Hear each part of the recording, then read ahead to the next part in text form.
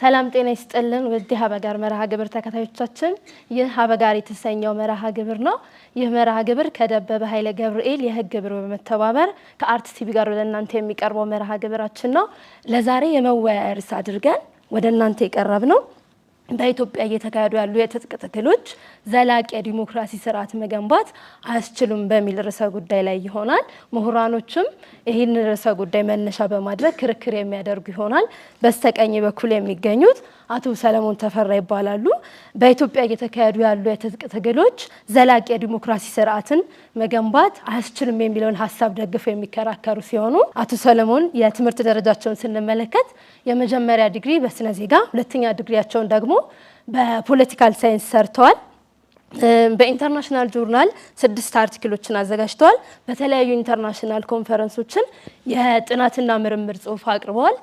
በአሁኑ ሰዓት የሚሰሩት በአምቦ ዩኒቨርሲቲ ከ10 ዓመት በላይ አገልግለዋል። በአሁኑም ሰዓት እዛው ላይ በማገልገል ይገኛሉ። እንደዚሁም በተለያዩ ኢንተርናሽናል ሚዲያ እንዲሁም በሀገር ውስጥ ሚዲያ የፖለቲካል ትንታኔ የሚያቀርቡ ናቸው። በስተግራይ በኩል የሚገኙት ደግሞ በኢትዮጵያ እየተካሄዱ ያሉ የትጥቅ ትግሎች ዘላቂ የዲሞክራሲ ስርዓትን መገንባት ያስችላል ብለው የሚከራከሩ ሲሆኑ አቶ ወንድምነው አድማሴ ይባላሉ። አቶ ወንድምነው አድማሴ በጋዜጠኝነትና ኮሙኒኬሽን ወይንም ደግሞ ስነ ተግባቦት በመንለው የመጀመሪያ ዲግሪያቸውን በአረሚያ ዩኒቨርሲቲ ሰርተዋል። እንደዚሁም በተለያዩ የቴሌቪዥን ጣቢያዎች በጋዜጠኝነት ሙያ አገልግለዋል፣ በሬዲዮ ጣቢያ አገልግለዋል። በአሁኑ ሰዓት በፖለቲካ ድርጅት ውስጥ የመረጃና ህዝብ ግንኙነት ክፍል በመሆን በጋዜጠኝነት እያገለገሉ ይገኛሉ። መቅደስ ተስፋ ማርያም እባላለሁ፣ የህግ ባለሙያ ነኝ። መርሃ ግብሩን በመምራት አብሬያችሁ የምቆየው ይሆናል ማለት ነው። እድሉን የምሰጠው ለአቶ ሰለሞን ተፈራ ነው። አቶ ሰለሞን እንደነገርኳችሁ በኢትዮጵያ እየተካሄዱ ያሉ የትጥቅ ትግሎች ዘላቂ ዲሞክራሲ ስርዓትን መገንባት አያስችሉም የሚለውን ሐሳብ ደግፈው ክርክር የሚያቀርቡ ናቸው። 10 ደቂቃ የምሰጣቸው ይሆናል። እድሉን ለአቶ ሰለሞን እሰጣለሁ።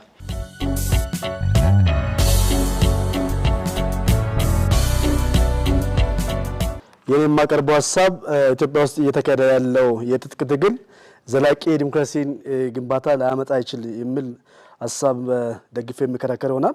በዚህ ሂደት እንደምታውቁት ኢትዮጵያ በተለያየ ጊዜ የትጥቅ ትግል ስታካሄድ የቆየችበት ስርዓት ነበረውና በተለይ በኢትዮጵያ ውስጥ ሲካሄድ የነበረው ትጥቅ ትግሎች 1971 እስከ 1991 ድረስ ሲካሄድ የነበረው ትጥቅ ትግል እንደዛ የኢትዮ ኤርትራ ጦርነት ሲካሄድ የነበረው ትጥቅ ትግል አሁንም በተለያየ ቦታ እየተካሄደ ያለው ትጥቅ ትግል እያመጣ ያለ ሰብአዊ ቀውሶች፣ የሞራል ቀውሶች፣ የኢኮኖሚ ቀውስ እያመጣ ያለ ከፍተኛ መሆኑ ይታወቃል። በዚህ ደረጃ ማወቅ ያለብን በተለይ የትጥቅ ትግል በአፍሪካ ደረጃም በተለያዩ ሀገሮች ሀገር ማፍረስ የደረሱበት በሶማሊያ የሳድባሪ አገዛዝ ኃይል ከተወገደ በኋላ እስካሁን በሶማሌ ሞቃዲሾ እስካሁን የአፍሪካ ቀንድ አለመረጋጋት ያለበት የቀጠናው የሽብር እንቅስቃሴ የተደረገበት ሂደት ያለበት ሁኔታ ነው። ሌላ ትጥቅ ትግል በትጥቅ ትግል የመንግስት ተቀየረበትና ከፍተኛ ቀውስ ያደረገበት የዩጎዝላቪያን ማየት እንችላለን። ይሄ ሀገር ወደ 15 ሀገር የተበታተነበት ሂደቶች የተፈጠሩበት እናያለን ማለት ነው። ስለዚህ እነዚህ ትጥቅ ትግሎች አንዳንዶቹ እንደሚሉት አንድ አምባገነን መንግስትን በትጥቅ ትግል ማስወገድ ማለት ሌላ መንግስት ወይም ደግሞ ሌላ አምባገነን መንግስት መልኩን ቀይሮ ቅባን ተቀብቶ ወደ መንበር ስልጣን እንዲመጣና የአምባገነኑ ስርዓት መራዘም ነው እንጂ የዲሞክራሲ ግንባታን ለማምጣት ፍጹም የማይችልም በሚል ሐሳብ አንስቶ የሚከራከር ታዋቂ ፊሎሶፈር አማኑኤል ካንት ማየት እንችላለን። ሌላ አንድ ታዋቂ ምሁር ፕሮፌሰር ቴረንስ ሊዮን የሚባል በተለይ በአፍሪካ ጉዳይ ላይ በኢትዮጵያ ጉዳይ ላይ የተለያዩ ጥናታዊ ጽሁፎች የጻፉት ለምሳሌ the puzzle of Ethiopia politics የሚል የጻፈው ጽሁፍ ነበርና በዛ ላይ ምን ይላል? በተለይ አምባገነኖቹ አንድ በትጥቅ ትግል አንድ አምባገነን ስልጣን ስታስወግድ ምንድነው መጣ ብሎ ያስባል? we rule because we sacrifice ብሎ ያደርጋል ይላል። ይሄ ማለት ምንድነው? አንድ መንግስት በጉሬላ ፋተር ወይም ደግሞ በትጥቅ ሌላ መንግስት ብታስወግድ እኔ ስለገዛው እኔ ስለታገልኩ እኔ ዋጋ ስለከፈልኩ እኔ ነው መግዛት ያለብኝ ሌሎቹ ፍጹም ወደ መንበር ስልጣን መምጣት አይችሉም ብሎ የሚከራከሩበት የሚያነሱበት ሂደት የሚፈጠርበት ሂደት ያነሳል ማለት ነው። ለምሳሌ ያድርግ አገዛዝ በትጥቅ ትግል እንደተወገደ ይታወቃልና በዚህ ሂደት ውስጥ ኢህአዴግ መንግስት ወደ ስልጣን ሲመጣ ለተወሰነ ጊዜ የዲሞክራሲ ተቋማቶቹን ምርጫ ቦርዱን የሰዋዊ መብት አውዱስማንን የተለያዩ ተቋማቶችን ዲሞክራሲ ተቋማቶችን በመገንባት የተወሰነ ድርሻ ከሰጠ በኋላ ቀስ በቀስ ምንድነው ያደረገው ስትሮንግ አውቶሪታሪያን ገቨርንመንት መቋቋም ያኛ ስርዓት ሙሉ በሙሉ አምባገነን መንግስት እንዲሆን እድል የሰጠበት ሂደት ተፈጠረበት ነው። ስለዚህ በትጥቅ ትግል ፍጹም የዲሞክራሲ ግንባታ ማምጣት ወይም ደግሞ የዲሞክራሲን ስርዓት ሰስተነብል ዲሞክራሲ ሲስተም መገንባት እንደማይችል የዓለም ያለ ነባራዊ ሁኔታ በዚህ ሂደት ያሳየናል ማለት ነው። ስለዚህ በአጠቃላይ ይሄ ትጥቅ ትግል የሚባሉት በሶስት ነገሮች ሊታዩ ይችላሉ ወይም ደግሞ በሶስት ቃላቶች ይጠቀማሉ አንዳንድ ምሁራኖች ነው። አንዳንዶቹ ጉሬላ ፋተር ብሎ ይጠራሉ። አንዳንዶቹ ደግሞ ምንድነው የሚሉት ሬቤሊየን ወይም ደግሞ አማጽያን ተብሎ ይጠራሉ። ስለዚህ አንዳንድ ቦታ የሽብር ቴሮሪዝም ተብሎ የሚጠሩበት አጋጣሚዎች አሉ። ስለዚህ በእነዚህ ሂደት ውስጥ የሚመጣ የኢኮኖሚ ክራይስ ክሳራ፣ የፖለቲካ ክሳራ፣ የሰዋዊ የሞራል ክሳራ በጣም ከፍተኛ መሆኑን ማወቅ ይቻላል። ለምሳሌ በኢትዮጵያ ውስጥ ባለፉት 2 ዓመታት ሲካሄድ በሰሜን ጦርነት ስናይ ያመጣ የኢኮኖሚ ክራይሲስ የሞተ ሰው ልጅ በገዛው እንኳን ሲሰላ ወደ 1 ትሪሊየን ገዛው አካባቢ ነው የወደሙት ማለት ነው። ስለዚህ ይሄ ምንድነው አንድ ሀገር አንድ መንግስትን በኃይል ስታስወግድ ሌላ መንግስት ሌላ አምባገነን መንግስት እንዲመጣ እድል መስጠት ነው። በተለይ አፍሪካ ውስጥ እንደ ጃሚያያ ጋምቢያ ማየት እንችላለን፣ እንደ አሚን ዳዳ ማየት እንችላለን። ስለዚህ እነዚህ ሰዎች ተወሰነ ጊዜ አንድ ኃይል ስልጣን ሲይዝ ዲሞክራሲ መንግስት መስሎ ውሸት ፌክ ወን ዲሞክራሲ ኢንስቲትዩሽን እያቋቋመ ህዝብን ለማታለል ቀስ ያለ ግን የተፈጠረውን ህገ መንግስቱን ያለ ህገ መንግስቱን በተለያዩ አዋጆቹን በመናድ ሌላ አምባገነን መንግስት የሚፈጠርበት ሂደት አለ ማለት ነው። ስለዚህ ይሄን ይመስላል። በኢትዮጵያ አሁን እየተካሄዱ ያሉ የትጥቅ ትግሎች መሰረታዊ ለውጥ ወይም ደግሞ የዲሞክራሲ ስርዓትን ለመገንባት ያስችላሉ አያስችሉም የሚል ርዕስ ነው። እኔ በትክክል የሚያስችሉ ሀሳቦች ናቸው ብዬ ነው ሀሳቦችን ያቀረብኩት። በመጀመሪያ ነገር ጦርነት ወይም ደግሞ የትጥቅ ትግል በዓለም አቀፍ ደረጃ ያለ እውነት ነው። ከሰው ልጆች ባህሪ ጋር አብሮ የሚሄድ ነገር ነው። ጦርነት ያለ ነው። ጦርነት በዓለም የፖለቲካ ስርዓት ብቻ ሳይሆን በሃይማኖት ውስጥም ያለ ጉዳይ መሆኑ የተጻፈ ጉዳይ መሆኑ ግልጽ ነው። ትልቁ ነገር ጦርነት ለምን ዓላማ ነው የሚደረገው የሚለውን ነገር ነው መሰረታዊ ነገር ሊያደርገው የሚችለው። በጦርነት ውስጥ አሸናፊ ያለ ተሸናፊ ያለ። በጦርነት ውስጥ አሸናፊና ተሸናፊ የሚሆነው ሰው ወይም ቡድን ሳይሆን ሐሳብ፣ አስተሳሰብ ተሸናፊ ይሆናል። የተለያዩ የታጠቁ ቡድኖች በትጥቅ ትግላቸው የሚያራምዱት ሐሳብ የመጨረሻ ተቀባይነት ሲያጣ ጦርነት ተጠናቀቀ ይባላል። ከዛ ውጭ ግን በኃይል በጉልበት ተፋላሚ ኃይሎች ወይም ቡድኖች ተሸነፉ ማለት ግን ጦርነት ተጠናቀቀ ማለት አይደለም። አሁን በኢትዮጵያ በየትኛውም ጊዜ ቢሆን የትጥቅ ትግል አባርቶ አያውቅም። ልዩነቱ የታጣቂዎቹ አቅም ጉልበት በየዘመናቱ የተለያየ ይሆናል። ለምሳሌ ከቀዳማዊ ኃይለ ሥላሴ መንግስት ጀምሮ ወደዚህ ያሉትን ሁነቶች ብናይ አብዛኛዎቹ የከሸፉ እድል የሚባሉት የመጡት በትጥቅ ትግል አማካኝነት ነው። የ1953ቱ የነ መንግስቱ ንዋይ እንቅስቃሴ፣ ከዛ በኋላ የ1966ቱ በመንግስቱ ኃይለ ማርያም ስርዓት ውስጥ የነበረው የ1968 69ኙ፣ ከዛ በኋላ ደግሞ የለንደን ኮንፈረንስ የሚባለው ደርግ የወደቀበት ስርዓት፣ ኢህአዴግ በትረ ስልጣኑን የያዘበት ስርዓት፣ እንዲሁም ደግሞ የ1997ቱ ምርጫ በራሱ እንዳድል ይቆጠራል።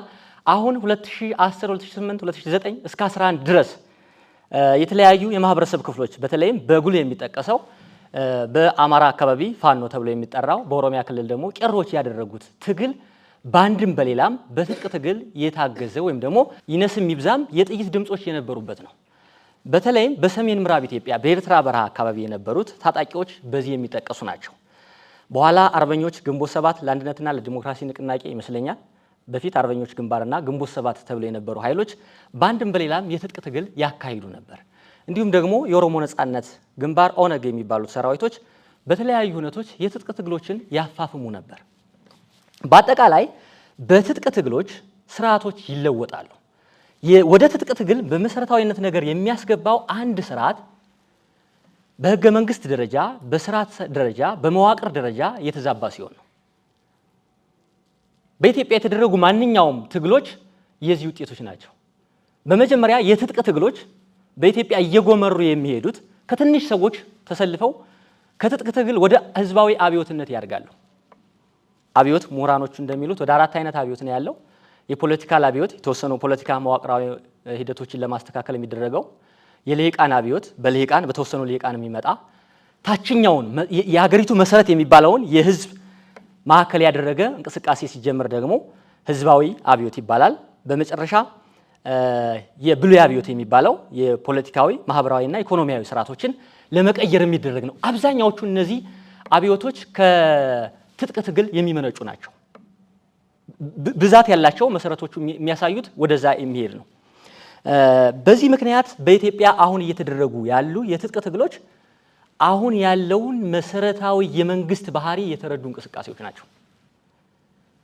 በኢትዮጵያ ውስጥ በ1960ዎቹ ትውልድ ተብሎ በሚጠራው ትውልድ የተነሱ ጥያቄዎች አንዳቸውም እስካሁን ድረስ መፍትሄና ምላሽ አላገኙም።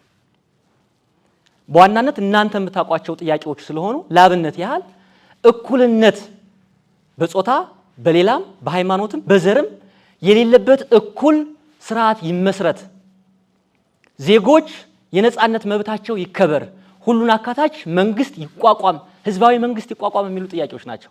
እነዚህ ጥያቄዎች እስካሁን ድረስ መፍትሄ አላገኙም። በአንድም በሌላም ግን የተደረጉት የትጥቅ ትግሎች ስርዓቶቹን ቀይረዋቸዋል። ለምሳሌ 1953 የተደረገው የመፈንቅለ መንግስት ሙከራ ለዕለቱ የተዳፈነ ቢሆንም እንደገና ጎምርቶ ከ11 ዓመት በኋላ የጃንሆይን መንግስት ሊገለብጠው ችሏል። እንዴ ብዙ ጊዜ የትጥቅ ትግሎች የሚያመጡትን እድሎች በአግባብ ካለመጠቀም የሚመጣ ችግር እንጂ የትጥቅ ትግሎች የአንድን ሀገር መሰረታዊ ለውጥ ያመጣሉ። ለምሳሌ ሀገርን የሚበትን ሌሎች ነገሮችን አደጋ ላይ የሚጥል ሲሆን በመንግስት ደረጃም ተመርቶ ሀገር አንድነቷን ታስከብራለች። ለምሳሌ አሜሪካ ጦርነት አድርጋለች በደቡብና በሰሜን መካከል በሚሊየን የሚጠጋ ህዝብ ወድሟል። አሜሪካውያን ዛሬ አንድ ሉዓላዊ ሀገር እንዳላቸው ሁላቸውም በሀገራቸው የሚተማመኑ ዜጎች ናቸው። ቅድም ወንድሜ ሲያነሳቸው የነበሩ ሂደቶች ነበሩ። ጦርነትን አልፎ የሚመጡ ውጤቶች አሉ። ግን ብዙዎቹ ከጦርነት በኋላ የሚመጡ ለሀገርም ለዓለምም የሚጠቅሙ ተቋማትም ይመሰረቱበታል። ለምሳሌ የተባበሩት መንግስታት ድርጅት፣ ዓለም አቀፍ ፍርድ ቤት፣ ብዙዎቹ ነገሮች የተቋቋሙት ከጦርነት በኋላ ነው። ጦርነት በባህሪው አንድን ሀገር ወይም ኔሽን የመመስረት እድል አለው። ተቋማትንም የመመስረት እድል አለው። ከዛም ባሻገር ደግሞ አዳዲስ የለውጥ አብዮቶችን ያመጣል። ለምሳሌ የኒውክሌር ጦርነት የኒውክሌር መሳሪያ በብዛት እየተስፋፋ የመጣው ከቀዝቃዛው ጦርነት በኋላ ነው። በጣም ትልልቅ የሚባሉ የዓለም ቴክኖሎጂዎች በጦርነት ወይም ደግሞ በጦር ካምፖች ውስጥ የሚመጡ ናቸው። ብዙ ትግሎች የሚመጡት ከጦርነት ነው፣ ከትጥቅ ትግል ነው። ትጥቅ ትግል በመሰረታዊነት ዋጋ ሊያጣ የሚችለው አሸናፊ እኔ ስለሆንኩ ሌሎች አይመለከታቸውም ብሎ የጉልበት አሸናፊ የሚሆን ኃይል ሲያስብ ብቻ ነው። ለምሳሌ ኢህአዴግ ደርግን ሲጥለው በጸበል አይደለም የረጨው፣ በመሳሪያ ነው ያንጫጫው፣ ጥሎታል።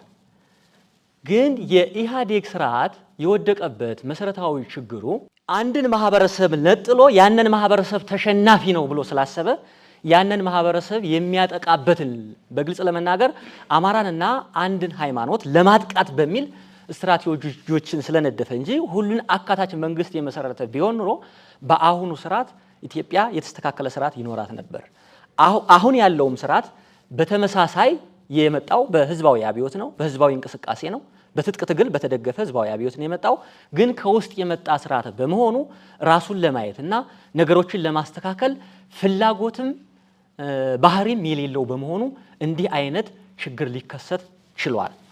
ስለዚህ አሁን የሚደረገው የትጥቅ ትግል በርካታ ታጣቂ ትግሎች አሉ። በዋናነት ወደ 8 የሚጠጉ ናቸው፣ የክልል ልዩ ኃይላቶችን ጨምሮ። እነዚህ ታጣቂዎች በመሰረታዊነት ለምሳሌ በአማራ ክልል እየተካሄደ ያለውን አብዮት ወይም ደግሞ የትጥቅ ትግል ብንመለከት አንድን ማህበረሰብ ታርጌት ያደረገ አይደለም። እየጠየቀ ያለው ስርዓታዊ ለውጥ ነው። እየጠየቀ ያለው በሁሉንም አካታች የሆነ ስርዓተ መንግስት ለመፍጠር የሚደረግ ትግል መሆኑን እያስመሰከረ ነው ያለው። አሁን በተለያዩ አካባቢዎች የትጥቅ ትግሎች በጣም ተፋፍመዋል። አሁን ያለው የብልጽግና መንግስት የሚያስተዳድረው ይሄ ማለት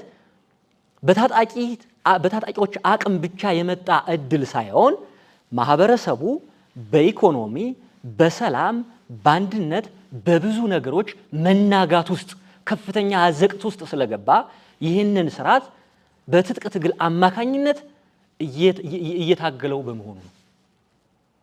ብዙ ጊዜ ድጋፎች በቀጥታ ከመሰጠታቸው ውጪ በተዘዋዋሪ ድጋፍ ይሰጣል። ለምሳሌ ዝም ማለት እንደ መስማማት ይቆጠራል። በተጨባጭ አፍጋኒስታን አሜሪካውያንን ተዋግተዋል ለ20 ምናምን ዓመት። ቪየትናሞችም አሜሪካን ተዋግተዋል። ሌሎችም ገዢዎችን፣ በዝባዦችን፣ ወራሪዎችን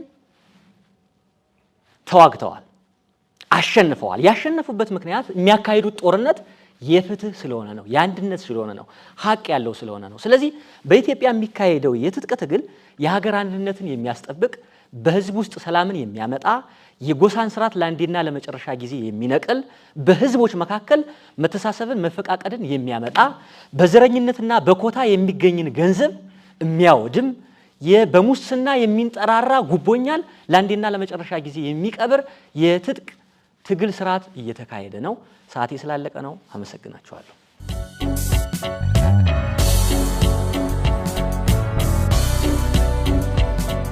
ወንድሜ ብዙ ነገር አንስቷል።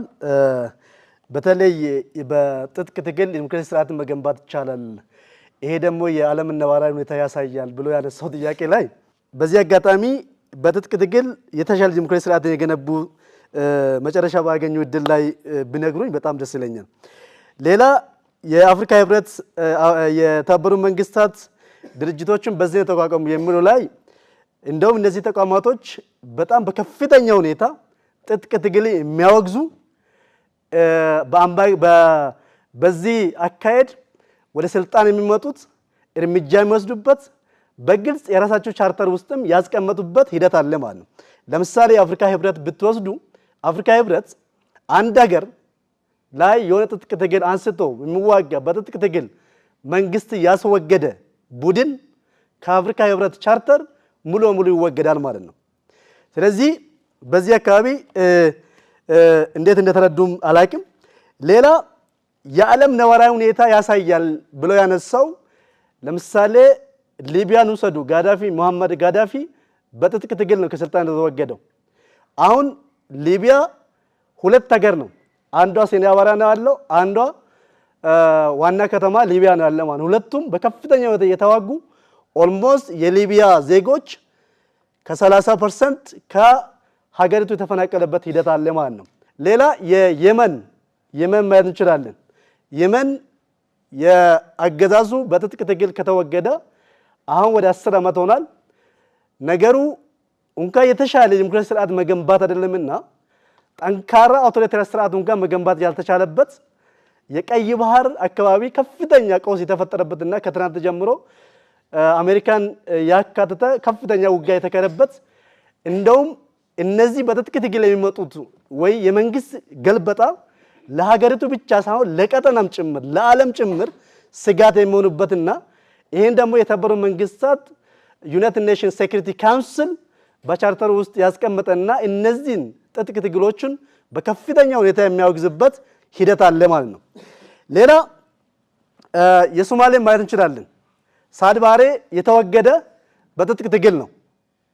አሁን ሶማሊያ ኦልሞስት ወደ 32 ዓመት አካባቢ አልሸባብ የተወሰነ ኃይል ቦታ ይዞ ሌላ የሞቃዲሾ ያለ መንግስት የተወሰነ ቦታ ይዞ ከሶማሊያ አልፎ የቀጠናውን የአፍሪካ ቀጠናን ሰላምን እያናጋ ያለበት ሂደት ያለ ነው። ሌላ የኤርትራን ማውሰድ እንችላለን። ኤርትራ ለምሳሌ ኢሳያስ አፈወርቂ ስልጣን የያዘው በትጥቅ ትግል ነው። ባለፉት 31 ዓመት ምርጫ አልተካሄደም። ያለ ምንድነው አምባገነን መንግስት ነው ማለት ነው። ስለዚህ እሳቸው ያነሱት የዓለም ነባራዊ ሁኔታ ይሄን ይመስላል ማለት ነው።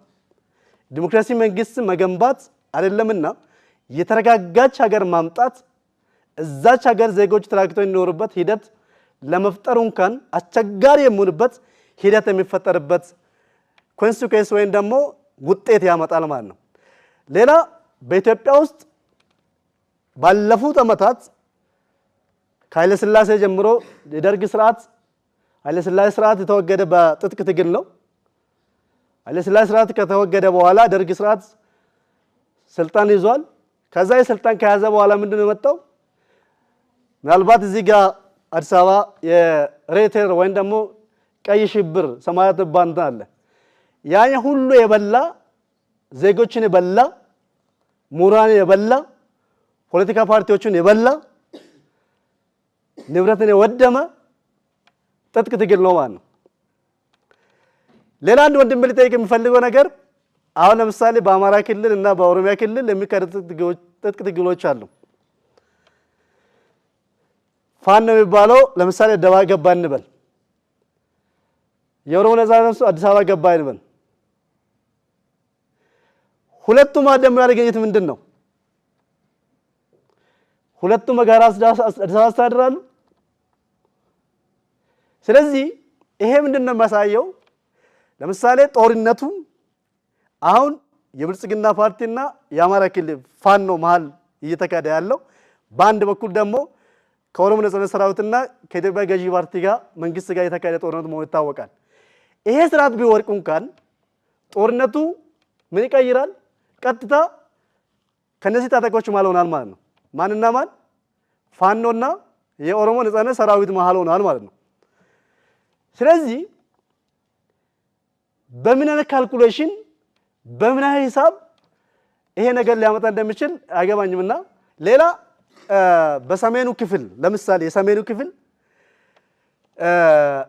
ሲካሄድ ጦርነቶች አንዱ ያነሳው ወንድሜ አሸናፊም አለ ተሸናፊም አለ ብሏል። ጦርነቱ ተሸናፊም የለም ተሸናፊም የለም፣ ሁሉም ተሸናፊ ነው ጦርነት ውስጥ። ለምሳሌ እንውሰደው፣ በሰሜኑ ጦርነት ውስጥ ከትግራይ ወንድሞች በጣም ከፍተኛ ዜጎች ሞቷል፣ ትምህርት ቤቱ ወድሟል።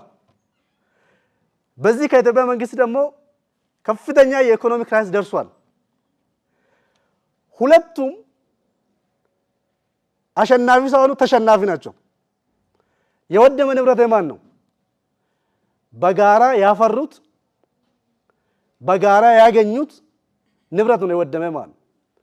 ስለዚህ ጦርነት ውስጥ ተሸናፊም የለም አሸናፊም የለም፣ ሁለቱም ተሸናፊ ነው።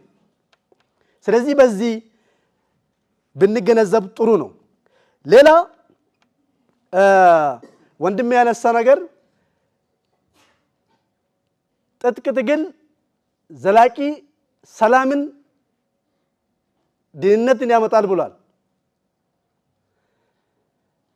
በዚህ አካባቢ እንደሳን ማድረግ ያለበት ወይም ደግሞ እያንዳንዱ ሰው ማወቅ ያለበት በትጥቅ ትግል ሀገራቸው እንደ በህልውና ደረጃ እንኳን ያስቀጠሉ ሀገሮች የለም በዓለም ደረጃ ማለት። ለምሳሌ ዩጎዝላቪያ ቅድም አንስቼዋለሁ። በአንድ ማህበረሰብ በላይነት ሌሎቹ ትጥቅ ያነሱት ጠመንጃ ያነሱት፣ ጠመንጃ ከነሱ በኋላ የስርዓቱን መንግስት አስወገዱት። አንድ ሀገር ስንት ሆነችው? 15 ሀገር ሆነችው። ሶማሊያ አንስቼዋለሁ፣ ሱዳን አንስቼዋለሁ። የኛ የኢትዮጵያ ጉዳይ ደግሞ የኢትዮጵያ ነባራዊ ሁኔታ ከሶማሌም ከሊቢያም ከየማንም እጅግ በጣም የከፋ ነው።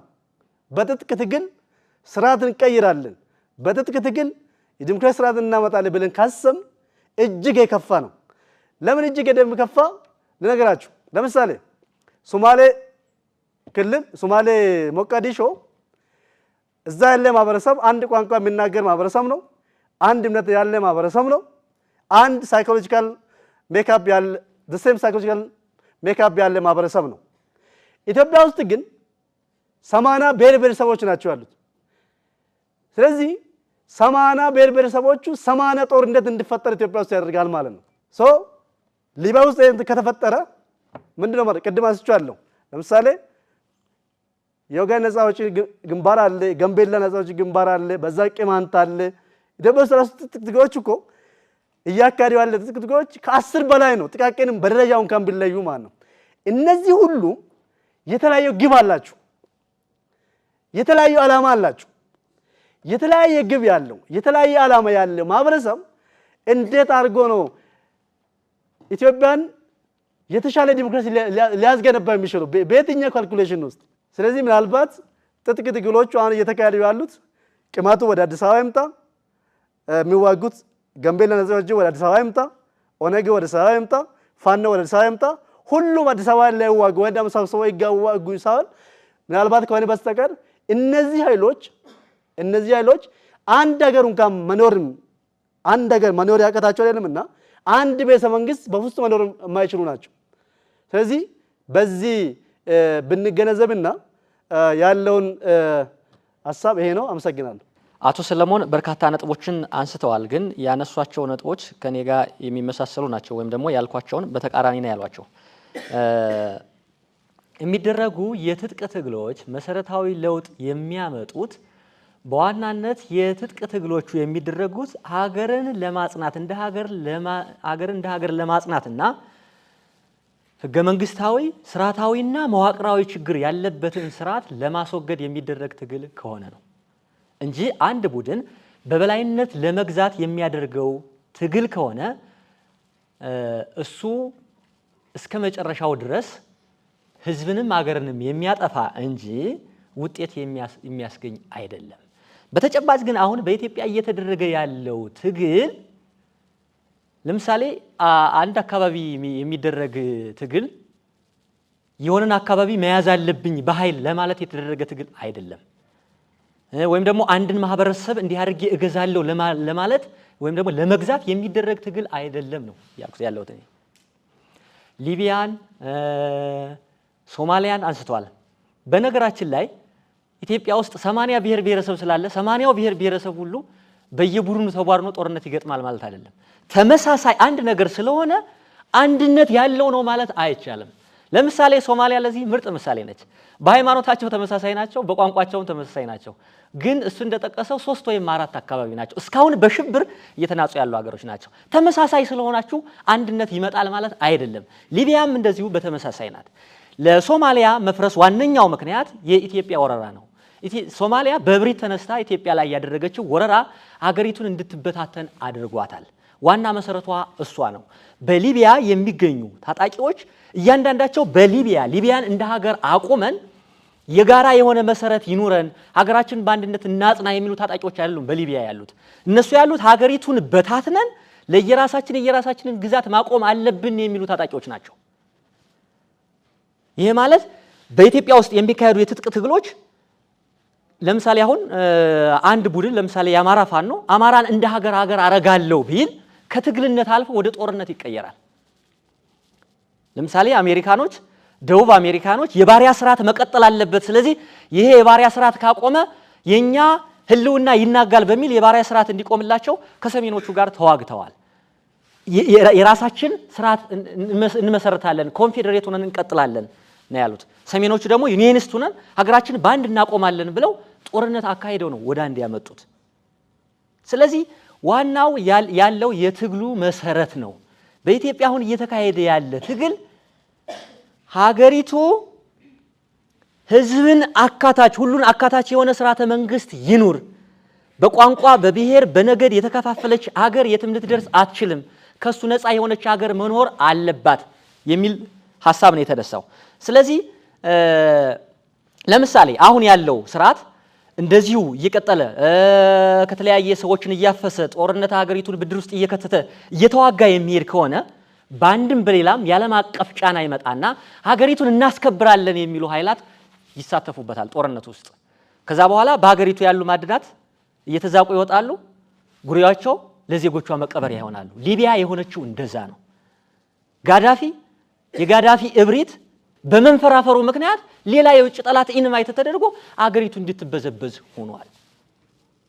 ስለዚህ አሁን ባለው የትጥቅ ትግል ውስጥ የኢትዮጵያ መንግስት ድርሻ ካለው ሊኖረው የሚችለው እኔ ባጠፋው ጥፋት ተጠያቂ ነኝ ብሎ በጋራ ይችን ሀገር የሚያደርግ ስርዓት እንዲመሰርቱ የታጠቁ ታጋዮች የትጥቅ ትግላቸውን አቆመው በህዝባዊ አብዮቱ ውጤት ተነጋግረው ሀገር እንዲያቆሙ ማድረግ ነው ያለበት። አሁን እየተደረገ ያለው ይሄ ነው።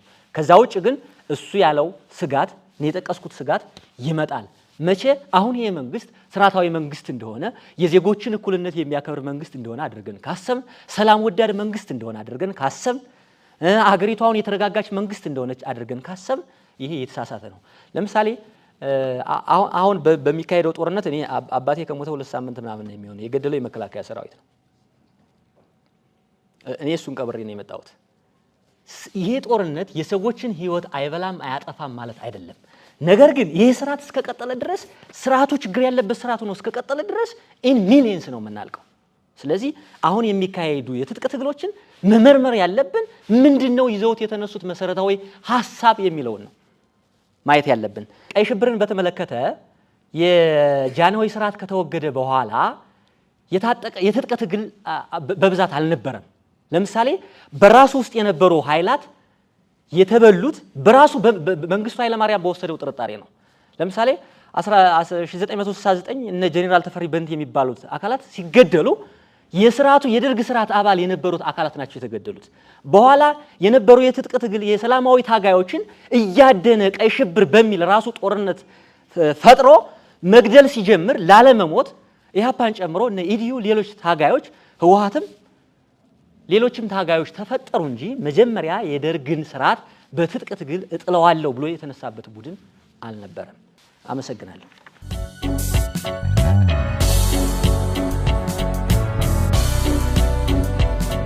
ይህ አበጋር የተሰኘው የዲቤት መርሃ ግብር ነው። ይህ መርሃ ግብር ከደበበ ኃይሌ ገብርኤል የህግ ቢሮ ከአርት ቲቪ ጋር በመተባበር ወደ እናንተ የሚቀርበው መርሃ ግብራችን ነው። አሁን ቀጣይ የሚሆነው እኔ በግራና በቀኝ ላሉት በኢትዮጵያ እየተካሄዱ ያሉ የትጥቅ ትግሎች ዘላቂ ዲሞክራሲ ስርዓትን መገንባት ያስችላል አያስችልም ላሉት ለአቶ ወንድምነውና ለአቶ ሰለሞን አንዳንድ ጥያቄ አለኝ። ለአቶ ሰለሞን ያለኝ ጥያቄ ምንድነው? የኢትዮጵያን ታሪክ ስንመለከት ካሁን እርስዎ ባሉት መንገድ የመጣ የመንግስት ሽግግር አላየንም። ታዲያ እንዲሆኑ ካለ እያወራን ያለነው ዲሞክራሲ ከሆነ ያለው ስርዓት ልክ ካልሆነና ስርዓቱ ደግሞ ትክክል ካልሆነ አምባገነን የሆነ መንግስት ካለ በዲሞክራሲ ሰበብ ህዝብ እየተጎዳ ሀገር ወደ መጥፋት እየደረሰ ዲሞክራሲን ያስሽራል ብለን ይሄንን ሐሳብ ያንን መንግስት ይቀጥል ማለት በራሱ ተገቢ ነው ብለው ያስባሉ? ለአቶ ወንድምነው ያለኝ ጥያቄ ደግሞ ምንድነው? ያስችላል በማለት ነው የተከራከሩት። በኢትዮጵያ ውስጥ ያለው ዘላቂ ትግል ዘላቂ ዲሞክራሲ ስርዓትን ያስችላል ብለዋል። ዲሞክራሲ ብለን ነው እያወራን ያለነው። የኢትዮጵያን ህግ ስንመለከት ይህ ሐሳብ ታጣቂ ትግል በራሱ በኢትዮጵያ ወንጀል ህግም እንደ ሽብር ነው የሚቀመጠው። ህገ መንግስቱም አንድ መንግስት ለመናድ ሰላማዊ በሆነ መንገድ ስርዓትን ካላደረገ እንደ ሽብር ያስቀምጠዋል። ታዲያ እርስዎ ይሄንን በኢንተርናሽናል ደረጃም በሀገራችን በህግ ደረጃም ሽብርተኝነት ነው ሽብርተኝነትን ደግፈው ስርዓትን ማምጣት ሰላምን ማምጣት ይቻላል፣ ዲሞክራሲን መገንባት ይቻላል፣ ዲሞክራሲ ባልሆነ መንገድ የመጣ ስርዓት ዲሞክራሲን መገንባት ይቻላል ብለው ሐሳብ አቅርቧልና ይሄንን በዚህ ታዲያ ያሉትን ሐሳብ እንዲያቀርቡልኝ ነው። በቅድሚያ ለአቶ ሰለሞን እድል ሰጣለሁ። ኢትዮጵያ ውስጥ ዲሞክራሲ የለም፣ ዲሞክራሲ ያጣን፣ ስለዚህ በትጥቅ ትግል ይሄ መንግስት መለወጥ አለብን ብለ የምንሄድበት ሂደት ካለ ምንድነው ለማጣ አሁን ዲሞክራሲ ነው ያጣን፣ በዛ ከነ ግን ሀገርም ጭምር እናጣለን የሚል ነው አቋሚ ማለት ነው። ስለዚህ ዲሞክራሲ ያጣን ሀገር ግን ሀገርን እንደ ሀገር ማስቀጠል የሉና ጉዳይ ነው። ብዙ ሀገሮች ዲሞክራሲ የላቸውም ግን ሀገር አላቸው። ቻይና መውሰድ እንችላለን። ሀገር ነው፣ ጠንካራ ሀገር ነች፣ ግን ዲሞክራሲ የለም። ይሄ መንግስት ዲሞክራሲ መንግስት አይደለም ብለን ካሰም በዚህ በትጥቅ ትግል በጠርዝና ጠርዝ የተሰለፈው ቡድን በሚዋጋበት ሂደት ውስጥ ዲሞክራሲ ያጣና በዲሞክራሲ መቆየት አንችልም ብለን የምናስብ ከሆነ ሞዴተር በጠየቅሽው ጥያቄ መሰረት የኔ መልስ ባጭሩ ዲሞክራሲ ማጣት ይሻላል ሀገር ከማጣት። ስለዚህ ይሄ መንግስት ዲሞክራሲ አይደለም፣ ዲሞክራሲ መንግስት አይደለም ብሎ የማስቡ ወይም ደግሞ የመንግስት ዲሞክራሲ መንግስት ነው ነገር ግን አልበቃንም ብሎ የማስቡ አካላትም ወይም ደግሞ ቡድንም ካለ በሰላማዊ መንገድ መታገል ብዙ ሰላማዊ ትግሎች አሉ። ወደ 110 ሰላማዊ ትግሎች አሉ። እነዚህ ሰላማዊ ትግሎች ምን ብንናቸው ምን ያለውጣ መጡ? በዚህ ሂደት ደግሞ ወደ ዲሞክራሲ ሽግግር ያመጡ ዘላቂ ዲሞክራሲ ግንባታ ውስጥ የገቡ ሀገሮች እነማን ናቸው ብሎ ማየት ታሪካዊ ዳራ ማየት በጣም አስፈላጊ ቢያስባለው። ስለዚህ ጥንቃቄ ማድረግ ያለብን ዲሞክራሲ ቀስ ብሎ ይመጣል፣ ዲሞክራሲ የለም ብለም ካሰምን ማለት ነው። ዲሞክራሲ ቀስ ብሎ ይመጣል፣ ሀገር ግን እንዳናጣ ነው። ምክንያቱም በዚህ ሂደት ዲሞክራሲ መምጣት አለብን ምናምን ብሎ ዲሞክራሲ የተመኘ ዲሞክራሲ ያላገኙ ሀገርም ያጡ እንትሮች ማለት ነው። ለምሳሌ አንድ ሰው እኔ መኪና አይደለም ብሎ ካሰበ እግሩን ካጣ ምንም ማድረግ አይችልም። ስለዚህ ይሄ ጥያቄ እንደዛ ነው የሚመስል ብዬ አስባለሁ። አመሰግናለሁ። ያነሳሽው ጥያቄ ትክክል ነው ብዬ አላስብም። ምክንያቱም አሁን በትጥቅ ትግል እየታገሉ ያሉ ኃይሎች ሁሉም ሽብርተኞች አይደሉም። ሽብርተኝነትና የትጥቅ ትግል የተለያየ ነው። በጣም ነገሮች እየገዘፉ ሲሄዱ ከቁጥጥር ውጭ እየሆኑ ሲሄዱ በአገሪቱ ውስጥ ሽብርተኝነት ይነግሳል። አሁን በኢትዮጵያ ውስጥ በልቶ ማደር የሆነ ልዩ ታምር የሆነበት ምክንያት የዚህ ስርዓት ውጤት ነው። ሰው እየታገለ ያለው ይሄን ስርዓት ነው። ሰው እየታገለ ያለው እኩልነት ነው። አንተ የኛ ጎሳ ነገድ አባል ስላልሆንክ ውጣ ተብሎ የሚገደልበትን ስርዓት ነው እየታገለ ያለው። ኢትዮጵያ እንደ ሀገር አንዲት ሀገር ሆና መቀጠል አለባት። ከሰሜን እስከ ምዕራብ ከምዕራብ እስከ ምስራቅ በየትኛውም አቅጣጫ ማንኛውም ኢትዮጵያዊ ዜጋ እኩል ሆኖ መኖር የሚችልበትን ስርዓት ማንበር አለብን የሚሉ ታጋዮች ናቸው። ለምሳሌ የአማራ ፋኖ በሽብርተኝነት የተፈረጀ ድርጅት አይደለም። በጉራጌ የሚታገሉ ታጋዮች በሽብርተኝነት የተፈረጁ አይደሉም። በሽብርተኝነት የተፈረጀ ድርጅት ያለው ኢትዮጵያ ውስጥ ኦነግ ሸኔ ነው። እሱንም ጭምር መንግስት በጓዳ ለመደራደር እየሞከረ ነው፣ ግን ስላልቻለ ነው። እና ስለዚህ ሽብርተኝነትን የምደግፍ ሰው አይደለውም። ትግልን እደግፋለሁ። የሀገርን አንድነት የሚያመጣ በጎሳ ኮታ የከበሩ የደም ነጋዴዎችን ለአንዴና ለመጨረሻ ጊዜ የሚያጠፋ ስርዓትን እንደግፋለሁ። ሀገር ሳይኖረን ዲሞክራሲ ሳይኖረን ሀገር ቢኖረን ይሻላል። እኔም የምደግፈው ስርዓት ነው። ግን አሁን ያለው ስርዓት ዲሞክራሲ አልባ ማድረግ ከአቅም ማነስ የሚመጣ ነው። የዲሞክራሲ ስርዓት ደግሞ በዓለም ላይ የስርዓቶች ሁሉ ሉዓላዊነት ማረጋገጫ አይደለም። በዓለም ላይ ካሉ 195 የሚጠጉ ሀገራት ውስጥ 29 30 የሚሆኑ ሀገራት ናቸው የዲሞክራሲ ስርዓትን የሚከተሉ ሀገሮች። ሌሎቹ የሚከተሉት ሌላ ስርዓትን ነው። አመሰግናለሁ።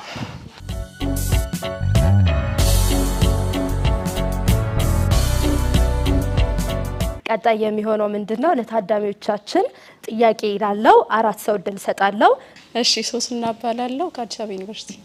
ለአቶ ሰለሞን ያለኝ ጥያቄዎች ለምሳሌ ህዝብ ከመሬት ተነስቶ ወይ ደግሞ ጥይት ፈልጎ የትጥቅ ትግል ያካሂዳል ተብሎ አይታሰብም እና ምንድነው የምርጫ ታማኒነት በማይኖርበት ጊዜ፣ ሁለተኛው ህግ ከጽሁፍ የዘለለ ፕራክቲካል ኢምፕሊሜንቴሽን ሳይኖረው ሲቀር፣ ሌላው ደግሞ የስልጣን ባለቤት ህዝብ መሆኑ ሲዘነጋ፣ ህዝብ መብቱን በዲሞክራሲያዊ መንገድ ማግኘት ሲያቅተው ምን ያድርግ ብሎ ያስባሉ? ባጭሩ ከትጥቅ ትግል ውጪ ሌላ አማራጭ አለ ወይ?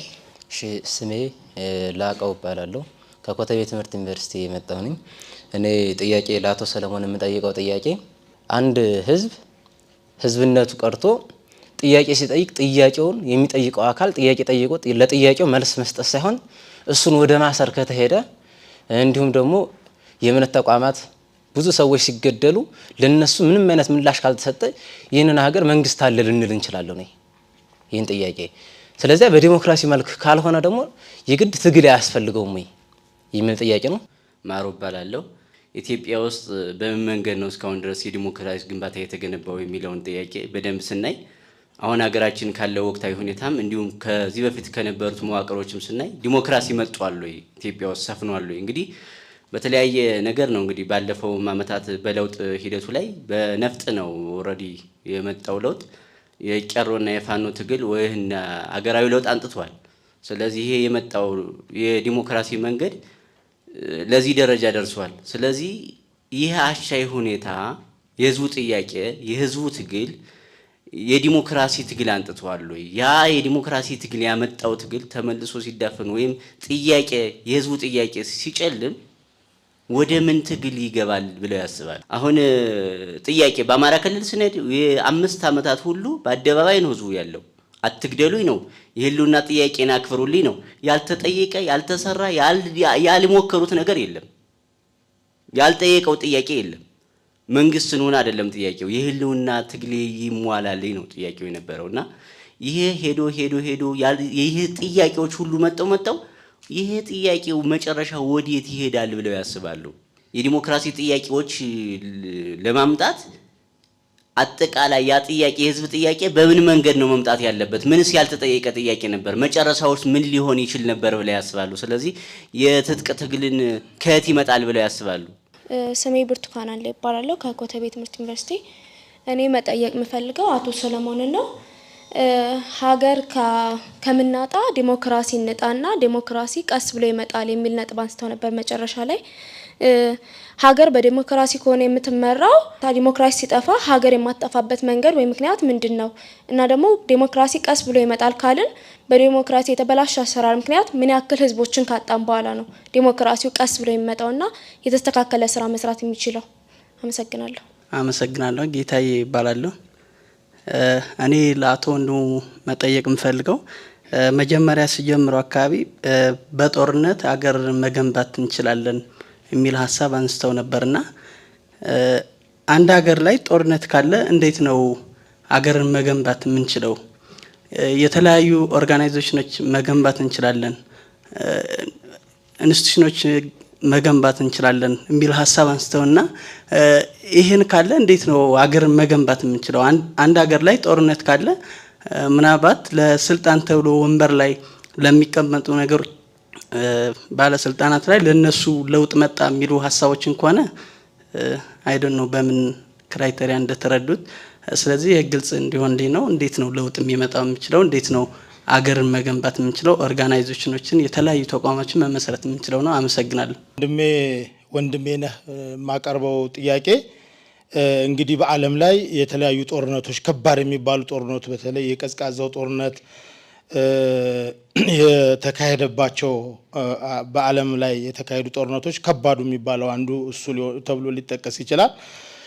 የሱ የጦርነት የመጨረሻው የና አሜሪካ የፈረንሳይ ወይም ቬቶ ፓወር የሚባለውን የበላይነት አመጣ እንጂ የዓለምን ሕዝብ ፍትህና ርትዕን አረጋግጧል ወይም አላረጋገጠምና የጦርነት ጥቅሙ ብዙ በሐሳብ የበላይነት ማሸነፍ እየተቻለ የጦርነት የበላይነት መጨረሻው ቀደም እንደተባለው አምባገነናዊ ስርዓትን የባሰ ምናልባትም የከፋ በቀልድም ጭምር ይዞ የሚመጣ በመሆኑ አስቸጋሪ ያድርገውም ወይ የሚል ነው። ከዚሁ ጋር በተያያዘ ለምሳሌ በኢትዮጵያ ውስጥ በቅርብ ከለውጡ በኋላ የተካሄዱ ጦርነቶች አሉ። ወደ ቀደምቶቹ አልሄድም። የትግራይ ህዝብ ከጦርነቱ ምንድነው የተጠቀመው? የአማራ ህዝብ አሁን እየተካሄደ ባለው ጦርነት ምንድነው የተጠቀመው? ኦሮሚያ ወደ ምዕራብ ወለጋ አካባቢ እየተካሄዱ ያሉ ጦርነቶች ትምህርት እንዳይማሩ፣ መሰረተ ልማት እንዳያገኙ፣ ጤና እንዳያገኙ፣ እናቶች እንዳይወልዱ ከፍተኛ ክራይሲስ ውስጥ የተገባበት ሁኔታ ነው ያለውና የትግራዩን ቅድም እንደተባለው ከ1 ትሪሊየን በላይ ገንዘብ የከሰረበት የጦርነት ፋይናሊ አገርን ያወድማል፣ አውዳሚ ነው፣ ኢኮኖሚን ሰውን ይበላል እንጂ ጥቅሙ ፋይዳው በደንብ ጀስቲፋይም የሚደረግ አይደለም። የጦርነት መገዳደል ነው፣ ሀብት ነው የሚበላው፣ አገር ነው የሚያወደው። ፋይናሊ ደግሞ ቅድም እንደተባለው ወደ መበታተን ነው የሚሄደውና የቅርብ የጸደይ አብዮትን ተከትሎ በርካታ ሀገሮች ምስራቅ ሀገሮች የአረብ ሀገሮች የፈረሱበት ነው ያለውና አሁን የሱዳንን ለምሳሌ ብንወስድ እየፈረሰ ነው ያለው። በጣም ጥሩ የተረጋጋ ኢኮኖሚ ያላት ሀገርና በአጠቃላይ በሐሳብ የበላይነት በውይይት እንደ አንድ ሀገር ህዝቦች በውይይት በዲሞክራሲያዊ መንገድ በተቻለ መጠን ችግርም እንኳን ቢኖር መንግስት ያለው ሀገር አይሻልም ወይና ይሄንን እንዴት ያውታል የሚለውን ለማለት ነው። አመሰግናለሁ። ራሂል አለኝ ይባላለሁ ከኮተቤ ትምህርት ዩኒቨርሲቲ የ4ኛ ዓመት የስነ ጽሁፍ ተማሪ ነኝ። ለአቶ ወንድሙ የምጠይቀው ጥያቄ እንግዲህ በኢትዮጵያ ውስጥ ያሉት የትጥቅ ትግሎች ስንመለከት መሬት ላይ ያለው እውነታ ታጣቂዎቹ የየራሳቸው ብሔር ነጻ አውጪ ነኝ የሚሉ ናቸው። ታዲያ እንዴት ነው ለሀገሪቱ ዘላቂ ዲሞክራሲ ማምጣት የሚችሉት የሚለውን ጥያቄ ነው መጠየቅ ፈልገው። አመሰግናለሁ። ሳራ መሐመድ ከኢሶዴፓ። አቶ ወንድሙንም ጠይቀው ጥያቄ እነዚህ አሁን በትጥቅ ትግል ዲሞክራሲ እናመጣለን የሚሉ ኃይሎች ወደ ስልጣን እንኳን ቢመጡ ነገ እነሱ ላይ የትጥቅ ትግል የሚያደርግ ህዝብ እንደማይኖር ምን ዋስትና አለን? የህዝብ ጥያቄ የማያቋርጥ ነው፣ ጊዜ የማይገድበው ነው። እስካሁን አይተናል በሀገራችን በትጥቅ ትግል የትጥቅ ትግልን እየወለደ ኋላ ቀርና ድህነት ያለባት ሀገርን ነው ያስረከበን። ከዚህ በኋላ ዋስትናችን ምንድነው? ምን ያህል ፐርፌክት ነው?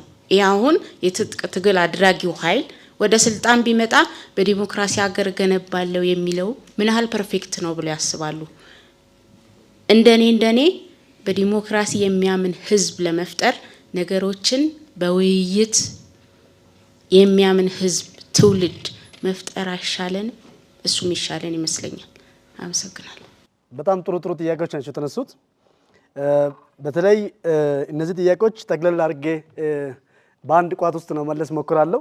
በተለይ መጨረሻ ላይ ከተነሳ ጥያቄ አንዱ ዲሞክራሲ ሳይኖር እንዴት ሀገር ሊኖር ትችላለች የሚለው ላይ ዲሞክራሲ ለሀገር በጣም አስፈላጊ ነው። ለሀገር ግንባታ፣ ለሀገር አንድነት፣ ለሀገር ዳር ድንበር፣ ለሀገር ሉዓላዊ ግዛት በጣም ወሳኝ ምንም ጥያቄ የለውም። ነገር ግን ዲሞክራሲ መምጣት የምንችለው በትጥቅ ትግል ሳይሆን በሰላማዊ መንገድ በመታገል ነው ያልኳል። ለምሳሌ የኢህአዴግ መንግስት ወዶ ነው የወደቀው? በትግል ነው አይወደቀው? በምን ትግል ነው የወደቀው? በሰላማዊ ትግል ነው የወደቀው። ብዙ የሰላማዊ ትግሎች አሉ። ፍጹም መንግስትን አምባገነንን ሊያፈናፍን የማይችሉ ወደ 110 አካባቢ ሰላማዊ ትግሎች አሉ። ነጮቹ ጥቁሮቹ አሜሪካ ውስጥ ራሳቸውን ሰብአዊ መብት እንደ ማርቲን ሉተር ኪንግ ራሳቸውን መብት ያስከበሩበት በሰላማዊ ትግል ነው። አትሊስት በትጥቅ ትግል ስንሄድ ዲሞክራሲ የምንፈልገው ዲሞክራሲ ሊያመጣ ይችል ብቻ ሳይሆን አገር ያሳጠናል፣ ባለቤት አልባ ያደርገናል ነው እያልኩ ያለ ጥያቄ ማለት የኔ መልስ። ስለዚህ በዚህ እንትን ምንል ሌላ ያለ ችግሮች እንዴት ነው የምንፈታው? ለምሳሌ ብዙ ጥያቄዎች አሉ ኢትዮጵያ ውስጥ እንደምታወቀው። አማራ ጥያቄ አለ፣ ኦሮሞ ጥያቄ አለ፣ ጉራጌ ጥያቄ አለ፣ ወላይታ ጥያቄ አለ። የጥያቄ ደረጃ ግን ሊለያይ ይችላል። ስለዚህ እነዚህ ጥያቄዎች እንዴት ነው አንድ የምናደርገው? መብት አጥቶ ነው ይሄ ዜጋ መብት አጥቶ ነው መጠመንጃ ነሳ ብሎ የምነሳው ብዙ ኦፕሽኖች አሉ፣ ብዙ መብቶች አሉ ነው እያልኩ ያለ። ለምሳሌ በሳውዝ አፍሪካን የአፓርታይድ ሲስተም ሲወገድ ኔልሰን ማንዴላ በሰላማዊ ትግል ነው ሲታገል የነበረው። ይሄ ሲያደርግ ምንድነው መጨረሻ ላይ በትሩዝ ኤንድ ሪኮንሲሊዬሽን ኮሚሽን ወይም ደግሞ አካታች ብሔራዊ ንግግር በሚል ቁጭ ብሎ ተነጋግሮ መጨረሻ ላይ በፍትህ ወይም ደግሞ ትራንዚሽናል ጀስቲስ ተረጋግጦ የተበደሉ ዜጎች ተክሶ መሬት የማይገኙ በጣም ከፍተኛ ጄኖሳይድ ሲያደራጁ የነበሩ የጦር ኃይሎች ጦር መሪዎች እነዚህ በፍርድ አደባባይ እንዲቆሙ በማድረግ ነው ዘላቂ ሀገር ግንባታ የጨረሱት። ዲሞክራሲ ያመጡት በዚህ ነው ዲሞክራሲ ያመጡት። ከዛ ላይ ምንድነው ተደረገው? ወደ 21 ሺህ አካባቢ ኬዞች ከተሰበሰበ በኋላ በአደባባይ እንደተደረገው ይሄ ሰዎች ወንጀለኞች መዳኛ ተብሎ መጨረሻ ላይ ያስቀመጡት ሽግግር ፍትህ በሚያረጋግጥ መልኩ እንደ ዲሞክራሲ መገንባት አለበት ተቋሞች መመስረት ብሎ ከተነጋገሩ በኋላ ነጮችና ጥቁሮች ይቅርታ ተባባሉ። መጨረሻ ምንድነው ያሉት? ነጮቹ አዎ እውነት ነው ጥቁሮቹን በድለናል፣ ግን እኛ ልንበደል ነው ቤተሰቦቻችን ስህተት ነው ሰራው ማለት። ይሄ ማለት ምንድነው? አያቶቻችን ቅድማቶቻችን ጥፋት ለሰሩ ይችላሉ። የትም ቦታ አለ ጥፋት። አንዳንዶቹ ለምሳሌ አማራ ኦሮሞን ለመግዛት አሲሚሌሽን አድርጎ ማየቷ ጥፍታ ተብሎ እንደረገበት ነገር አለ። በዚህ ተቃራኒ እኮ ኦሮሞ አድርጓል። በነገራችን ላይ ኦሮሞ አሲሚሌሽን ሲያደርግ ነበር አይደል እንዴ? ስለዚህ ግን መተማመን አለብን ነው መታመን መነጋገር አለብን፣ ዲስከስ ማድረግ አለብን። በዛ ነው ዘላቂ የዲሞክራሲ ግንባታ ማምጣት የሚቻለው እንጂ በዚህ ሂደት ፍጹም እንትን ለመጣ አይችልም የሚል ማየት አስፈላጊ ነው። ሌላ አንድ ጥያቄ በአንድ አባባል ጨርሳለሁ። አባባሉን በደንብ እንኳን ረስቼዋለሁ፣ ግን ኮንሰፕቱን ስለማውቀው እንትን ብዬ ልንገራቸው። ጦርነት ሲጀመር ፖለቲከኞቹ ወታደር ይመለምላል፣ ልጆቹ ወደ ጦር ሜዳ ይልካል። ከዛ ተዋግቶ አሸናፊ ሲጠፋ ጦርነቱን ያቆማሉ። ከዛ ይታረቃሉ፣ እጅ ይጨባበጣሉ፣ ቺርስ ይባባላሉ። እናቶቹ አባቶቹ ግን ልጆቻችሁ የት ይፈልጋሉ ይላል? መቃብር ስፍራ ይፈልጋሉ ይላል። ይሄ ነው ምንም በኢትዮጵያ ታሪክ ውስጥም የተረገ ይሄ ነው። ምንም እንትን የለው። 10 ዓመት 20 ዓመት 30 ዓመት ተዋግቶ መጨረሻ ላይ ይታረቃሉ። የማይመለሱ ግን ሀብቱም ጋር ተሰርቶ ሊተካ ይችላል። የማይመለሱ የሰው ህይወት ልጆች ከእናቶች ከአባቶች ልብ የማይፋቁ ልጆቻቸውን ግን ይፈልጋሉ፣ መቃብር ስፍራ ይፈልጋሉ። ስለዚህ ባጭሩ የጦርነቱ ውጤት ይሄ ነው። በዚህ ብንገነዘብና ለዚህ የሰሜን ጦርነት ማለት ይችላልን። አሁን በኦሮሚያ ክልል ያለው ሀገር ማስቀጠል የምትችል እኮ ትምህርት ሲካሄድ ነው። አማራ ክልል ትምህርት የለም፣ ኦሮሚያ ክልል ትምህርት የለም፣ ከፍተኛ ቦታ ማለት። ስለዚህ ሀገር ማለት ትውልድ ነው። ሀገር ማለት ዜጋ ነው። ስለዚህ በዚህ ሂደት በትጥቅ ትግል በመጠመንጃ አንድ ስርዓት ብታስቀይር ሌላ አምባገነናዊ የሆነ መንግስት መልክ ቀይሮ ቅባት ተቀብቶ ወደ መንበረ ስልጣን እንዲመጣና ተጨማሪ አምባገነን ዜጎችን እንዲገል ነፍስ እንዲያጠፋ እድል የምንሰጥበት ስለሆነ በዚህ ብንገነዘብ ጥሩ ይመስለኛል የሚል ሐሳብ ነው ያለኝ። አመሰግናለሁ። እኔ ያልኩት ያለውት ጦርነት አውዳሚ ነው። ጦርነት የሰውን ህይወት ያስገብራል፣ አገርን ያወድማል። ይሄ ምንም ለማንም ሰው ጨውና ውሃ ለይቶ ለሚያውቅ ሰው ግልጽ ነገር ነው። ግን ጦርነት አስገዳጅ ሆኖ ሲመጣ ግን ጦርነት ፍትሃዊ ጦርነት አለ። የሰውን ህይወት የሰውን ልጅ ከምድር እንዳይጠፋ የመታደግ ህልውናን የመከላከል ጦርነት ፍትሃዊ ጦርነት ነው። ጦርነት ከአውዳሚነቱ በተጨማሪ ይዟቸው የሚመጣቸው ትሩፋቶች አሉ። ሰዎች የጦርነትን አውዳሚነት እንዲረዱ ያደርጋል።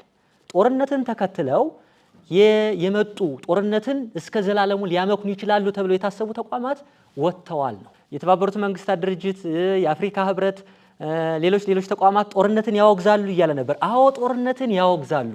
ጦርነትን የሚያወግዙት እነዚህ ተቋማት ከጦርነት በኋላ የተወለዱ ናቸው። ከሁለተኛው የዓለም ጦርነት በኋላ ዓለም አቀፍ ፍርድ ቤት ተቋቁሞ በዳዮች፣ ገዳዮች ለፍርድ ቀርበዋል በተወሰነም ቢሆን። አሁን ያ ተቋም ጦርነት ያ ስርዓት እንዳይመጣ ተመልሶ እየሰራ ነው። የተባበሩት መንግስታት ድርጅትም አሁን ጦርነት ከዚህ በፊት ያጣናቸውን ሚሊዮኖች እንዳንደግም የሚያደርግ የጋራ አሳሪ ተቋም ፈጥረናል ነው። የአፍሪካ ህብረትም የተቋቋመው በአፍሪካ በቅኝ ግዛት በባርነት የሚኖሩ ዜጎች ባርነት እንዲበቃቸው ተብሎ ነው። ለምሳሌ የ1960ዎቹ ትውልድ ዋነኛ ዓላማው ይሄ ትውልድ በባርነት ከሚኖር በደም አልፎ ነፃ ትውልድ ይመጣል የሚል ነው። እስከ ዘላለም ባርነት ከሚሆን በሞት ነፃነትን መቀዳጀት ይቻላል።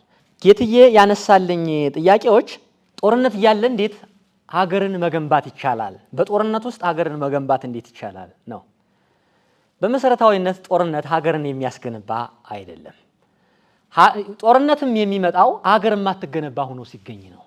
በኢትዮጵያ አሁን ያሉት የትጥቅ ትግሎች መሰረታቸው ጭቆና አለ። ተወደደም ተጠላም አንደኛው ተሸባሪ፣ ሌላኛው አሸባሪ፣ አንደኛው የሀገሪቱ በጎ አሳቢ፣ ሌላኛው ተጠርጣሪ ሆኖ ሀገሪቱ ልትቀጥል አትችልም። እኩልነት እስከሌለ ድረስ፣ ህዝባዊ መንግስት እስከሌለ ድረስ ጦርነት ይኖራል። በጦርነት ሀገር ይገነባል ማለት አይደለም። በጦርነት ሀገር ይገነባል ማለት ሀገራዊ እሳቤ ኑሮ ሀገርን ላለማስቀጠል የሚነሱ ቡድኖች ኃይሎችን ግን በጦርነት ማስወገድ ይቻላል። ሩሲያ የቼቼን አማጽያንን ለአንዴና ለመጨረሻ ጊዜ ወግታለች። የቼቼን አማጽያን የእስልምና ቡድንተኝነት ያለው ቡድን ነበር። እሱን ወግታ ጨርሳለች። አሜሪካ ቅድም በገለጽኩት አግባብ ሀገሯን አንድ ሀገር አድርጋ ዜጎቿ ዛሬ በሀገር በኩልነት የሚያምኑ ናቸው። ይሄ ጦርነት ፍትሃዊ ጦርነት ነው። ሀገርን ወደ አንድነት የሚያመጣ ነው። የዜጎችን ደም መፍሰስ በየጊዜው የሚያቆም ነው እንጂ ጦርነት እያለ ሀገርን መገንባት አይቻልም። ሀገርን የማያስገነባ ስርዓት ሲኖር ግን በየትኛውም አማራጭ ሊወገድ ይችላል። መንግስት ቢኖረን አይሻልም ወይ የሚለው ያቶ ጌትዬ ጥያቄ። መንግስት ቢኖረን ይሻላል፣ ግን መንግስት የለንም። ያለንን መንግስት ሰዎችን በብሔር በቋንቋ በኮታ ከፋፍሎ የሚያጋድል ነው። የዚህ ስርዓት ውጤት ነው። ሁላችንም ማካታች የሆነ ስርዓት የለንም።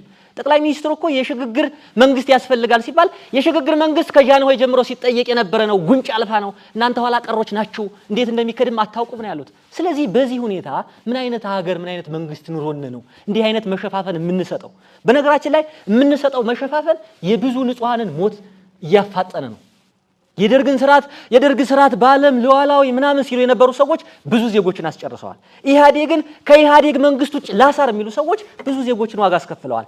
አሁንም ቢሆን ይህንን ስርዓት የሚደግፉ ሰዎች የሰዎችን ሞት የሚቀጥልበትን ስርዓት የሚደግፉ ሰዎች ሌሎች በንጹሃን ላይ ሞት እየፈረዱ ነው። እኔ ሰላማዊ ሰው ነኝ። ጋዜጠኝነት የተማርኩት ሁሉንም ዜጋ እንደኩል ላይ ነው። በሃይማኖት በብሔር በቋንቋ ሰው ላይ አይደለም። የወታደር ልጅ ነኝ። ማንንም ሰው ከማንም አበላልጬ አላይም። ነገር ግን እነዚህን መርሆች ጥሶ የሚመጣ ኃይል ሲኖር መታገል ግድ ነው። ይሄ ነው። ከባድ ጥያቄ ነው። ሳራ ከኢሶዴፓ ከኢትዮጵያ ሶሻል ዲሞክራሲ ፓርቲ የተነሳው ጥያቄ የሚመጡት ኃይሎች በምንድነው ምን አይነት ዋስትና ነው የሚሰጡን? ከዚህ በፊት የመጡት ታጣቂዎችስ ከመጡ በኋላ አይደለም ወይ ነገሩን ያበላሹት የሚል ነው። ይሄ በኢትዮጵያ ቀድም የመከነ ድል ብዬ 1953 1966 69 1983 1987 97 የምርጫውን ጨምሬ በ2010 በፋኖ በቄሮ የመጣው ለውጥ እነዚህ ሁሉ ስርዓቶች በጋራ መግባባት በጋራ መርህ በጋራ አንድነት ላይ ያልተመሰረቱ በመሆናቸው የከሸፉ ናቸው። አሁን ያሉት የትጥቅ ታጋዮች እያሉት ያለው ሀገርን እንደ ሀገር የሚያቆም ሀገረ መንግስት ሊኖረን ይገባል፣ ሁሉን አካታች ስርዓት ሊኖረን ይገባል፣ ህዝባዊ መንግስት ያስፈልገናል፣ አንዱ የበላይ አንዱ የበታች የሚሆንበት ስርዓት ማብቃት አለበት፣ የጎሳ ስርዓት ለአንዴና ለመጨረሻ ጊዜ የግድያችን መንስኤ ስለሆነ ማቆም አለበት የሚል መርህ ነው እያቀነቀኑ ያሉት እንጂ አንደኛውን ኃይል አስገብረን እንገዛለን በበላይነት ስልጣኑን እንቆጣጠራለን እያሉ አይደለም። በተለያየ ሁኔታ በሚሰጧቸው አስተያየቶች ታጣቂ ቡድኖች በሚያወጧቸው አስተያየቶች ሁሉንም በዚች ሀገር ጥፋት ያለበትን አካል ተጠያቂ የሚያደርግ ስርዓት የሽግግር ስርዓት ለመገንባት የሚያስችል ሁኔታን እንፈጥራለን ነው እንጂ በኃይል ተቆጣጥረን እኛ የበላይ ሆነን እንገዛለን የሚል ሐሳብ ሲያቀነቅን የሰማውት ቡድን የለኝም። ጦርነት እንደተባለው ይች ሀገር በሰላም በጠረጴዛ ዙሪያ ተነጋግራ ሰላሟን ብትፈታ የመጀመሪያው ተደሳች ሰው እኔ ነኝ። ግን ስርዓቱ ያንን የሚፈቅድ ስርዓት አይደለም። የጸደይ አብዮት በቱኒዚያ የነበረው እጅግ በጣም የተጋነነ የቤን አሊ ሐፊዝ መንግስት የተራዘመ ስርዓት ሰዎችን ለስቃይ ስለዳረገ ነው። መሐመድ ቦአዚዝ የሚባል ዜጋ ራሱን በጭካኔ በጋዝ አቃጥሎ ከገደለ በኋላ ዋይና ለምንድን ነው በጦርነት በስቃይ የምንኖረው ብለው ነው ወደ ጸደይ አብዮት የተገባው።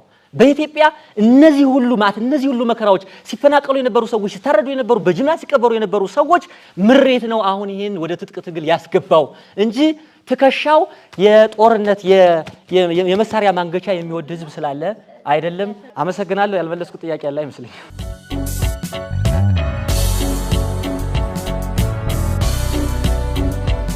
እጆቻችሁ ላይ 3 ካርድ ይዛችኋል። አረንጓዴ፣ ሰማያዊና ነጭ ነው። አረንጓዴው ካርድ የሚወክለው አቶ ሰለሞንን ሲሆን በኢትዮጵያ እየተካሄደ ያሉ የትጥቅ ትግሎች ዘላቂ ዲሞክራሲን መገንባት አያስችልም የሚለውን ሀሳብ የሚደግፍ ሰው አረንጓዴውን ነው የምታወጡልኝ። በተመሳሳይ ሁኔታ አቶ ሰለሞንን የምትደግፉ በኢትዮጵያ ያሉ የትጥቅ ትግሎች ዘላቂ የዲሞክራሲ ስርዓትን መገንባት ያስችላል የምትሉ ደግሞ ሰማያዊን ታሳዩኛላችሁ። ከሁለቱም ገለልተኛ የሆናችሁና በጉዳዩ ላይ ሀሳብ መስጠት አልፈልግም የምትሉ ደግሞ እጃችሁ ላይ ያለውን ነጭ ካርድ ታሳዩኛላችሁ።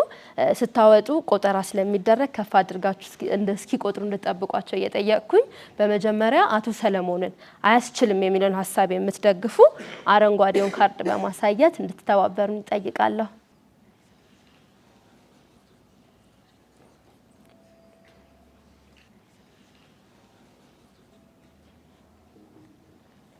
እሺ አሁን ደግሞ ሰማያዊ ካርድ ነው የምታወጡት። አቶ ወንድምናውን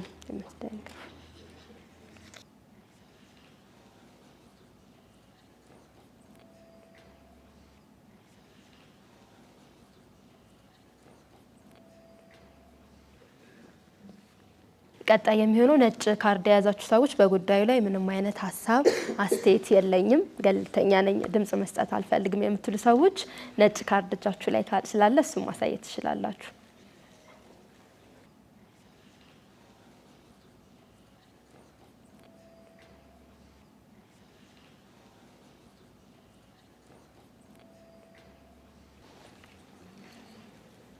የተከራካሪዎቻችን ውጤት ደርሶናል። በመጀመሪያ በኢትዮጵያ እየተካሄደ ያለው ዘላቂ ስርዓትን ለመገንባት አያስችሉም በማለት ወደዚህ ከፕሮግራሙ መጀመር በፊት ሲገቡ ድምጻቸውን የሰጡ ሰዎች 31 ሰዎች ነበሩ። ዘላቂ ስርዓት ለመገንባት ያስችላል የሚለውን የአቶ ወንድምነውን ሀሳብ ማለት ነው። በዛ ላይ ሀሳባቸውን የሰጡት አንድ ድምጽ ነበር የነበረው። ምንም አይነት ሀሳብ አልያዝኩም፣ በጉዳዩ ላይ ሀሳብ የለኝም የሚል 57 ሰው ነበረ። ክርክሩ ከተደረገ በኋላ በኢትዮጵያ እየተካሄደ ያለው ዘላቂ የትጥቅ ትግል ዘላቂ የዲሞክራሲ ስርዓትን ለመገንባት ያስችላል በማለት 58 ሰው መጀመሪያ የነበረው አንድ ድምጽ ነበር። በኋላ ላይ 58 ሰው ሀሳቡን ድምጽ ሰጥቷል። እዚህ ላይ አቶ ሰለሞን ላይ በተመለከተ በኢትዮጵያ እየተካሄደ ያለው የትጥቅ ትግል ዘላቂ የዲሞክራሲ ስርዓት ለመገንባት አያስችልም በማለት 17 ሰዎች ድምጻቸውን ሰጥተዋል። ምንም ሀሳብ አልያዝኩም በማለት መጀመሪያ ላይ የነበረው 57 ሰው ነበረ። በኋላ ላይ 14 ሰጥተው ሰጥቷል ማለት ነው። 14 ሰው ድምጽ ሰጥቷል። ይሄ የሚያሳየን መጀመሪያ ላይ ሀሳብ አልያዝኩም ያሉት 57 ሰዎች ሀሳባቸውን ይዘው ከዚህ ውይይት በኋላ ሀሳብ በመረዳት 50 ወደ አቶ ወንድምነው ክርክር ሀሳብ በማድላት 58 ድምጽ ሰጥቷል። ስለዚህ በዚህ ክርክር ሀሳብ ላይ የክርክሩ የሀሳቡ አሸናፊ የሆኑት አቶ ወንድምነው አድማሴ ናቸው ማለት ነው። በስተቀኝ በኩል የሚገኙት አቶ ሰለሞንና በስተግራ በኩል የሚገኙት አቶ ወንድምነው የሀሳብ ልዩነት እንጂ እርስ በርስ ምንም አይነት ልዩነት እንደሌለባቸው ግጭት እንደሌለባቸውና ወንድማማች መሆናቸውን ለማረጋገጥ በመጨረሻ ሰላምታ እንዲሰጡልኝ እጠይቃለሁ።